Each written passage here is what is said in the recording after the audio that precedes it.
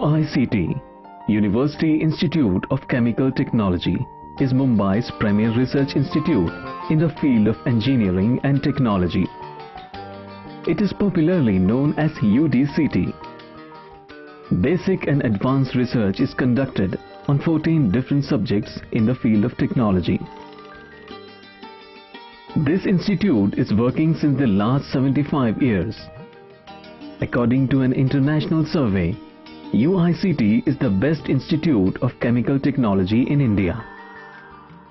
This institute provides consultancy to the industry. It works as advisor for the business world. Progress of the nation, social welfare, as also environment protection are the main objectives of UICT. Based on these, many programs are run by the institute. The institute has focused on developing new 50 technologies.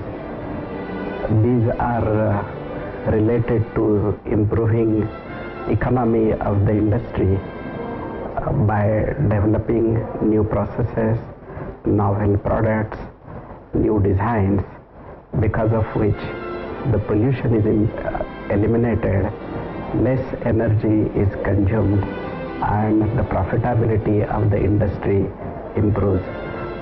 The several programs taken up by the institution under service to community and economy.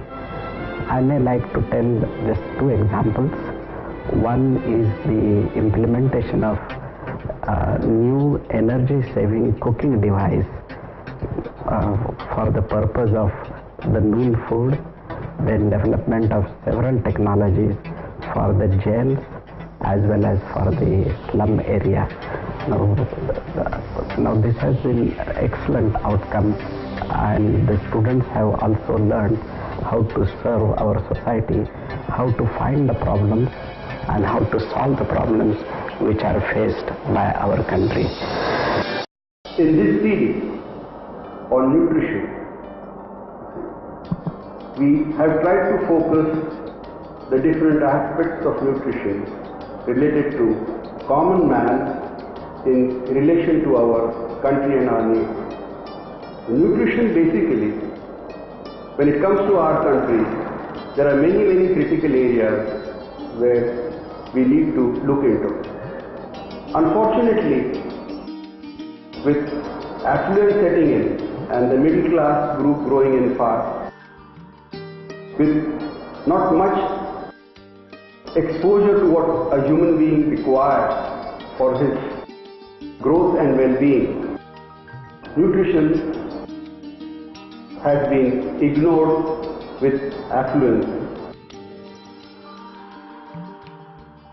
The concepts have been very much distorted, and it's very much necessary that the common man knows about it irrespective of his. Do we eat to live or do we live to eat? Most of us will feel that we live to eat. Although food is important, it is a pleasure, it's a means for socialization, and the nutrition is a side effect till we are healthy. We have studied in schools, when we say food, it is proteins, carbohydrates, fat, minerals, vitamins, maybe fruits and vegetables. But what is important to remember is when we are talking of food and nutrition, we must also remember or keep an eye on who is going to eat it. So the recommendations are going to be different for children below 1 year, for growing children, for pregnant women, for lactating mother, for sports person, for old person and for a patient.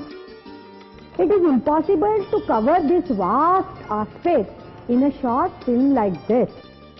But we are just going to give glimpse and overview of most of these issues, some tips on the common questions a common man, a common woman particularly has, and lot of food for thought.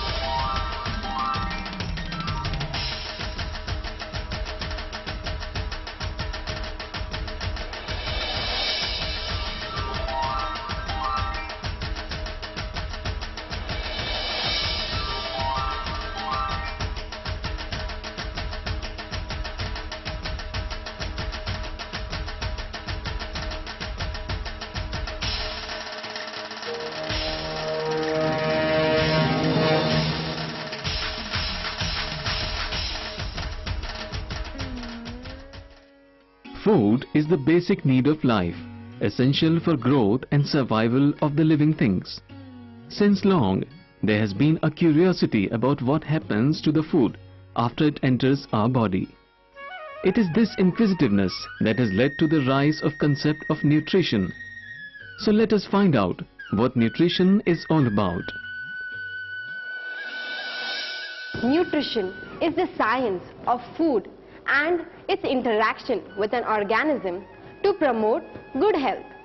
It is basically a process whereby we obtain essential nutrients and use them to make many more substances our bodies need. Nutrients include carbohydrates, proteins, fats, vitamins, minerals and water. So good nutrition is essentially eating the right foods in the right amounts. Nutrition is a science that follows from cradle to the grave.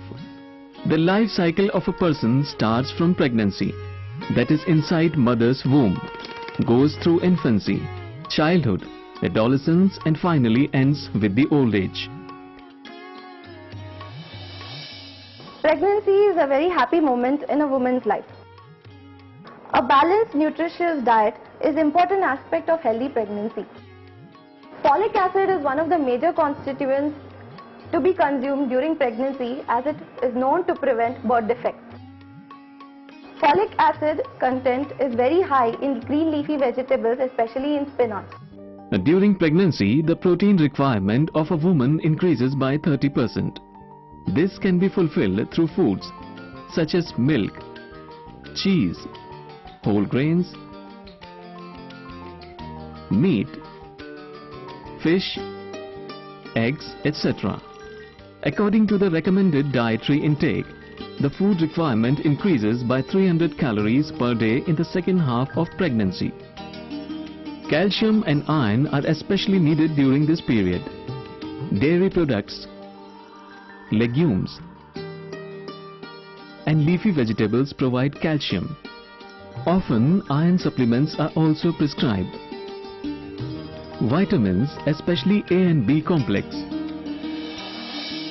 including folic acid, vitamin C and D are also required in increased doses. During lactation, the nutritional needs of the mother increases for producing sufficient breast milk with enough nutrients for the growing infant. A lactating mother needs additional 550 calories for the first 6 months and 400 calories for the next 6 months. For this, whole grain cereals, pulses, milk and milk products should be included in the diet. The need for protein, various vitamins, niacin and folic acid is also increased during this period. Regular water intake is quite important for the lactating mother. Infancy, from birth to 1 year of life, is a rapid growth period. Indian Council of Medical Research, that is ICMR, recommends an intake of 120 calories per kg body weight in the first 6 months and 100 calories per kg body weight in the next 6 months. A protein intake of 2.3 to 1.8 gram per kg body weight in the first 6 months and 1.8 to 1.5 gram per kg body weight in the next 6 months is also recommended. The breast milk is ideally suited for the physiological, nutritional and psychological needs of infants. It provides easily digestible nutrients in the right proportion for the growth of the child. It contains antibodies that protect against infections. Solid food should not be started before 3 to 6 months of age. Starting with 1 to 2 teaspoons twice a day, gradually the portion size may be increased. The food temperature should be moderate and heavily spiced food should be avoided. Childhood is an important period for the growth of body. A diet with plenty of grain products, vegetables and fruits along with physical activity is highly recommended. The diet of a child should be moderate in sugars and salt and low in fat and cholesterol. For meeting the requirements of growing body, the diet should have good variety that would provide enough calcium and iron. The adolescent period is characterized by heavy demands of calories and proteins. The appetite of the child increases and hence he or she tends to consume more carbohydrate foods and fewer protein foods. Adolescence is a transitional stage of physical and mental human development that occurs between childhood and adulthood. This transition involves biological, social and psychological changes. Due to the hormonal changes, multiple body changes take place that include growth of long bones, development of sex characteristics, and fat and muscle development.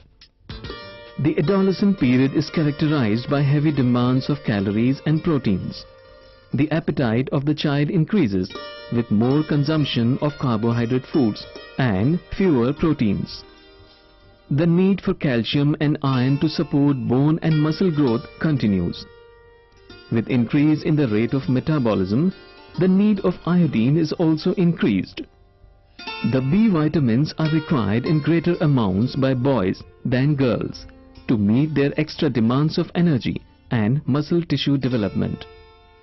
Adulthood is the time when a person becomes physically mature. Maximum height is attained and secondary sex characteristics such as body hair develop. In males, facial hair develop and voice lowers in pitch. In the case of females, menses begin. After the growth spurt seen in adolescence, the energy requirements decrease steadily in adulthood. This is because the basal metabolism of an adult is reduced, accompanied by decrease in physical activities. After the age of 23 years, the calorie requirement is decreased by 7.5% for every 10 years. It is necessary to control the intake of carbohydrates, especially the simple sugars like table sugar. Complex carbohydrates such as whole grain cereals and dried legumes should be consumed. High levels of cholesterol such as found in egg yolk, organ meats, etc. should be avoided. Polyunsaturated fats must be used and fried foods must be avoided. Special attention needs to be given to iron and calcium minerals. These may need to be supplemented. Many aspects of our body are genetically coded. Our heredity can to a certain extent influence our diseases, but not entirely. Age-related changes in the body are inevitable and they are bound to happen over a period of time. But the effect of these age-related problems can be reduced to a great extent by following a proper diet. Old age is the last stage of life. As a person grows older, his organs show reduced ability to perform physiological functions. This is because of cell loss and reduced cell metabolism. Hence, there should be sufficient intake of calcium and vitamin D. With decrease in daily food intake, the older people may also require supplementation of B vitamins. Obesity is a major issue worldwide, and as more and more people are putting on weight, this problem is only going to increase. According to expert studies, it is seen that obesity is responsible for more number of health diseases, even more than smoking. It has been seen that obesity leads to a wide array of diseases such as diabetes, high blood pressure, cardiovascular diseases, gallstones, arthritis, indigestion, anxiety, stress, tension, depression, and also it leads to certain types of cancer. One of the most obvious ill effects of overnutrition is obesity, that is the accumulation of excess body fat. Obesity has become a major concern in the entire modern world. It heralds the onset of chronic diseases, morbidity and mortality. In the urban population of India, refined wheat and rice have virtually displaced coarse grains and millets as the staple cereals. Hence, there is a substantial reduction in fiber content in the diet, as also the content of micronutrients such as vitamin B complex, zinc and chromium, etc. As the population ascends the socio-economic scale, fast foods take priority over cereal intake. To fight the demon of obesity, the foods to be used liberally are clear soups, green, leafy and raw vegetables, fruits, thin buttermilk, etc. with spices in moderation. Foods to be avoided: various kinds of sweets, chocolates, alcoholic beverages, soft drinks, fried foods, oils, ghee, cream, concentrated milk preparations, ice creams, fatty fish, organ meats, etc.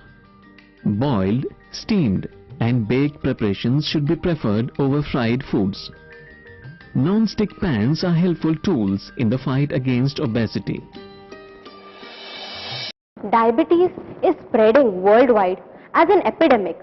It is a disorder in which the body cells fail to take up glucose from the blood. Individuals with diabetes lack the ability to use the hormone insulin. In extreme cases, it may cause blindness and kidney failure. India is home to nearly 41 million diabetes patients. Globally, the figure is estimated to rise to 380 million by 2025, with the largest increase in developing countries. Part of the blame for inviting this disease falls on the adoption of a more Western lifestyle, consumption of fatty foods and lack of exercise. Obesity is a known risk factor for the development of diabetes. Regulated diet can go a long way in prevention and management of diabetes. One should avoid sugar-based foods. Eating starch-based foods such as wheat, jowar, bajra, etc. Using whole pulses like chana, rajma and soya bean is highly advisable. Green leafy vegetables and various types of raw vegetables such as carrot, cauliflower, cabbage should also be made a part of the diet. Using non-stick pans with minimum of fat for cooking and preferring boiled, steamed and grilled food is quite helpful. Nowadays, cardiovascular diseases are on a rise. Dietary factors such as fat and calorie intake play an important role in this disease. Micronutrients such as antioxidants, vitamins, minerals and trace metals play a significant part in modifying heart disease. Low calorie, low saturated fat, low cholesterol, low carbohydrates, normal protein, vitamin and minerals, as well as high polyunsaturated fatty acids and a high fiber diet is recommended in this case. Cardiovascular disease is the world's leading killer, accounting for about a third of total global deaths. In Indian urban population, during the past 5 decades, the rate of coronary diseases has risen from 4% to 11%. The World Health Organization estimates that by 2010, 60% of the world's cardiac patients will be Indians. India is in the race to join the ranks of developed countries. The fast pace of life has made fast and convenience foods immensely popular. But how good are these fast foods for our health? We often wonder that despite eating healthy and nutritious food, it does not prove beneficial to our body. For this, we need to know if we are using the appropriate cooking methods. Dr. Smita Lele became a chemical engineer from UD City in 1977. She worked with Hindustan Liver Research Center for some years. She was the first woman engineer to work for that institute. In 1981, she completed Masters in Chemical Engineering from UD City and obtained doctorate in 1990. For the last 20 years, she teaches in the Food Engineering and Technology Department of UICT. The subjects of her research are processing of fruits and vegetables, microbiology, and food technology. She works hard to spread the knowledge of science among the common people. To create awareness and increase popularity of science, she has conducted lectures in hundreds of schools, colleges, social and charitable organizations. With nutrition as her subject, She guides the homemaker ladies the proper way of cooking food and using the cooking equipments. She also teaches them about the proper diet. How good is fermented food? In India, we have a lot of fermented foods. For example, idli, dokla, they are very popular. And many times there is a thought pattern that fermented foods are not good. This is not true. In fact, if you take example of dahi, that is curd, it's one of the best fermented foods because it has culture or prebiotics. So it improves the microorganisms in our stomach. When you talk of, say, idli, the black gram or udid, which is so difficult to digest, it gets pre-digested during the process of fermentation. So generally fermented foods are easier to digest. Then what about the organisms present there? So if you are going to cook it, so when you make idli or dokla, there are no organisms, they are sterile. So the foods are very good. In case of bread, if you make a toast, then there are no microorganisms. So scientifically speaking, fermented foods are good. But if it doesn't suit somebody, then person should omit it. But we cannot say that these foods are bad. They are very good. What are the foods that supply calcium? Milk is the most important supply of calcium, which almost all of us know. Amongst vegetables, cabbage or even broccoli. In fact, in my own group, we have done research that cauliflower leaves are also very, very good source of calcium.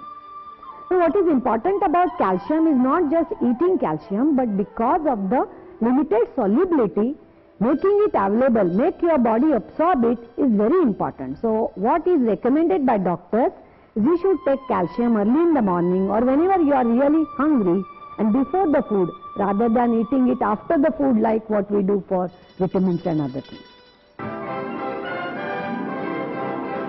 Is egg good for health?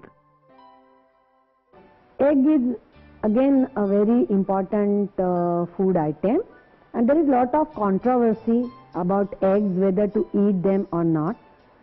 Now, egg can be divided into two parts: egg white, which is nothing but all 100% protein, and it is very good for all of us, and egg yellow, that is the yolk. Now, egg yellow contains significant quantity of cholesterol, and most of us know that cholesterol is both friend as well as enemy. Our body needs cholesterol, but if it is in excess, then we could be in trouble. In fact, our body produces cholesterol. So if you calculate, you can see that the cholesterol which is supplied by 2 egg yellows is our daily requirement. So for a normal person, 1 egg per day is a safe thing. And if you are sure you don't want to have cholesterol, then just have egg white.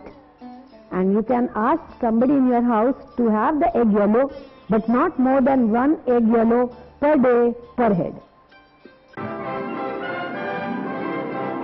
Tell us something on breakfast cereals. The advantage of breakfast cereals which are made in industry, there is what is known as fortification. That is, there is a scope to add extra minerals, extra vitamins or even dry fruits and other things to make it more healthy or to suit the children, growing children, etc. What I would suggest is it is good to have breakfast cereals maybe twice a week, and we can always have other breakfast, whatever we want, whatever we are used to. But this doesn't mean that everybody must have breakfast cereals. We can always continue Indian traditional breakfast.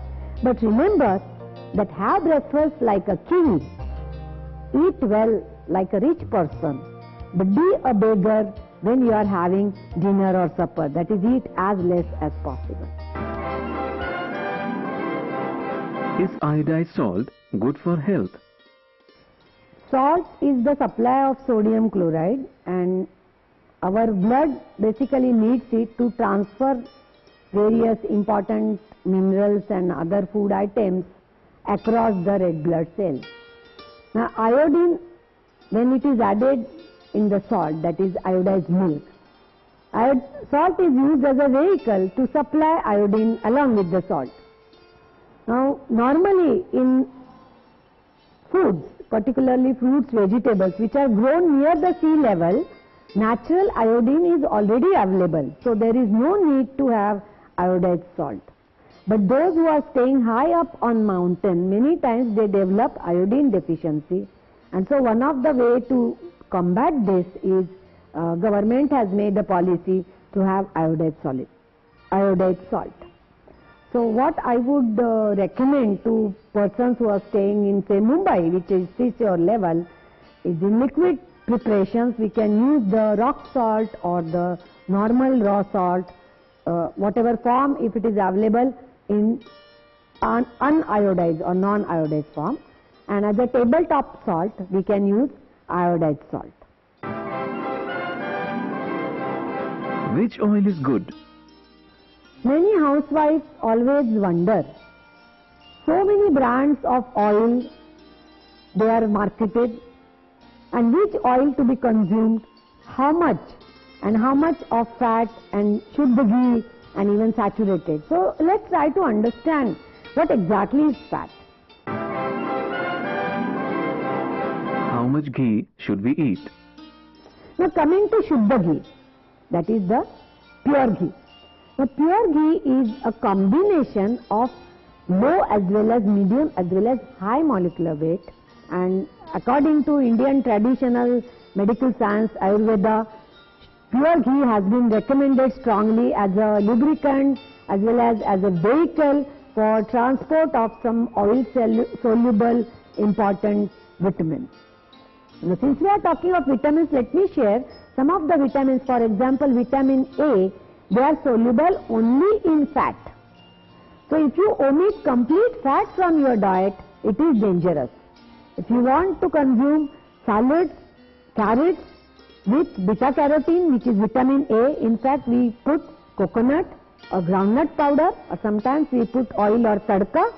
In Western country they put what is called as salad dressing. So what is the message? Consume small quantity of fat along with the salad so that vitamin A is available. So ideally, per person, per head, half liter fat or oil should be consumed in a month in the visible form, and invisibly through other things like the seeds or the, say, whatever groundnut we are directly using, cashew nut or peel, we are consuming, or coconut, we are consuming fat, which is the hidden fat. So I repeat the number, half liter per head per month. So family of 4, not more than 2 liters per month. That should be the consumption. So what we can do, while purchasing in the market, we can purchase 1 or 2 or 3 types of oil. And supposing we have food habits where we are consuming lot of coconut, fresh and dry, then we should not consume coconut oil. If we are consuming lot of groundnut in different form, then we may omit groundnut oil. Otherwise, have combination of groundnut, sunflower or any other unsaturated, maybe mustard oil if you like it, fish and butter, and again not more than the recommended dose. This doesn't mean that go on eating lot of oil. Total quantity has to be fixed, but combination is more important. Is the silver foil on sweetmeat good for health? The silver coating of mithai. In fact, I have observed in last 1 or 2 years, it has increased very, very drastically. Almost all the mithais are fully coated with silver, and if we do test, in fact, I think in the adulteration film, we have already demonstrated that this so-called silver foil is many times aluminum foil. And then it is not healthy to eat so much aluminum. Silver as a micronutrient has some rule. Silver or gold in a very, very small quantity are recommended for consumption. But aluminum is not a good idea, and we do use lot of aluminum utensils, particularly the kadai type. So some small quantity of aluminum goes in our diet otherwise. So if you are buying a mithai and if you have an option not to have silver foil, go for that, because it is likely to be non-silver. Or you can use a simple trick, take a spoon and just scrape it before consumption, so that you are minimizing the aluminum consumption. Is soya a good source of protein?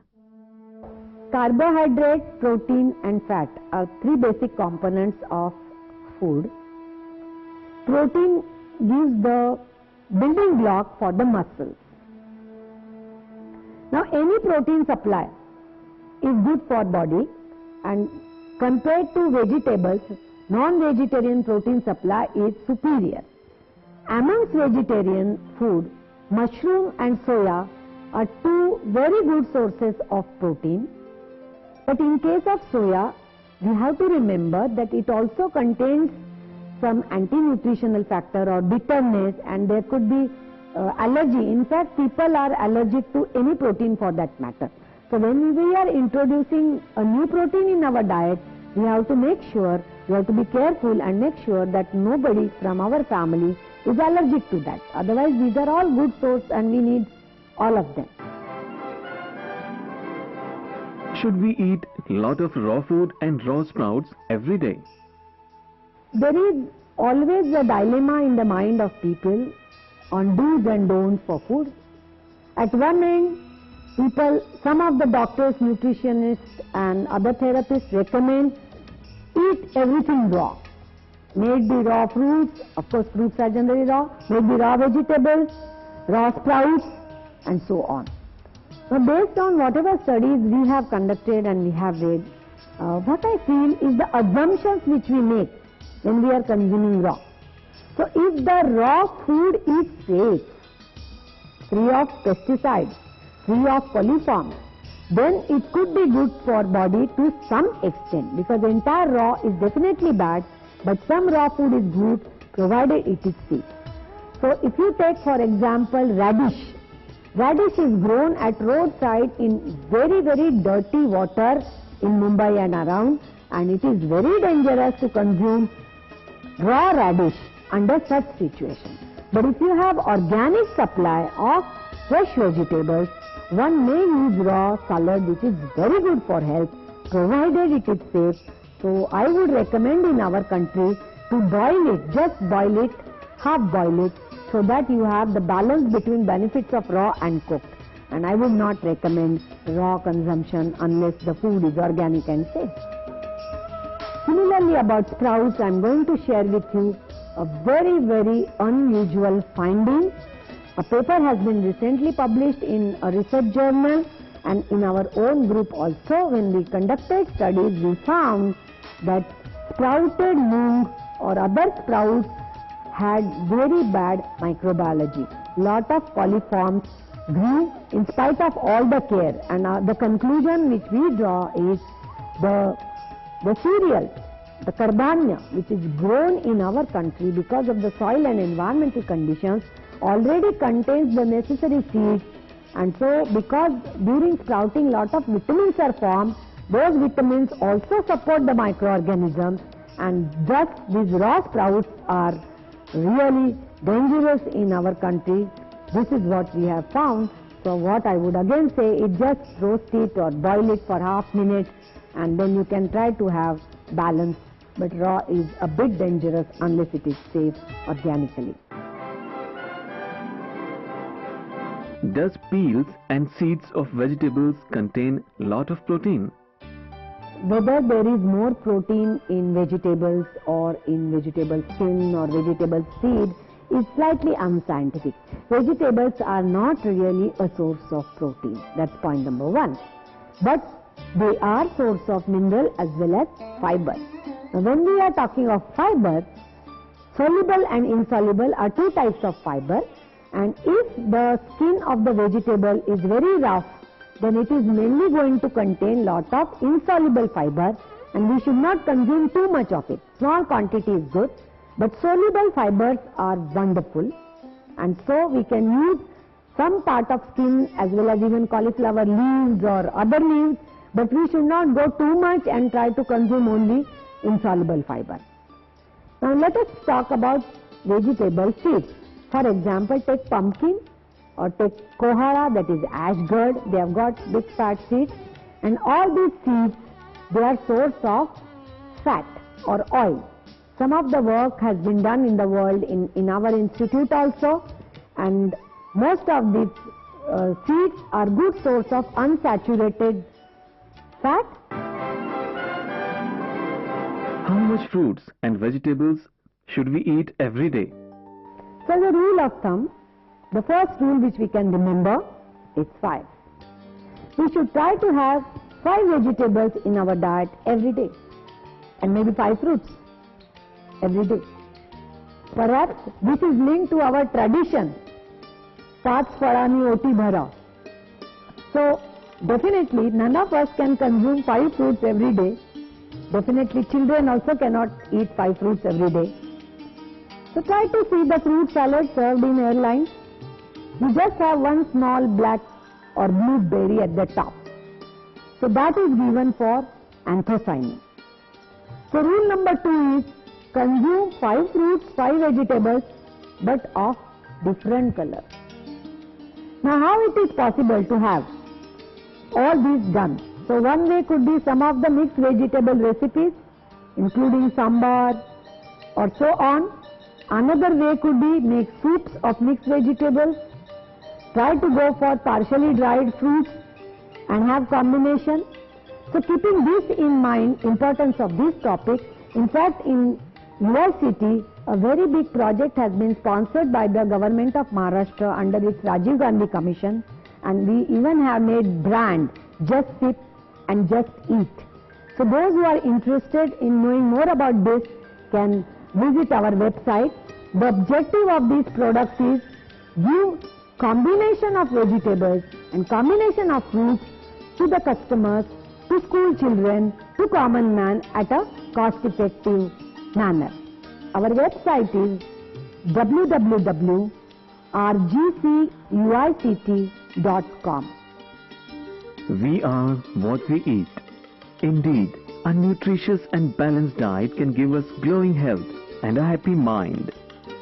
But careless eating habits can prove to be the greatest curse for humans of the modern world.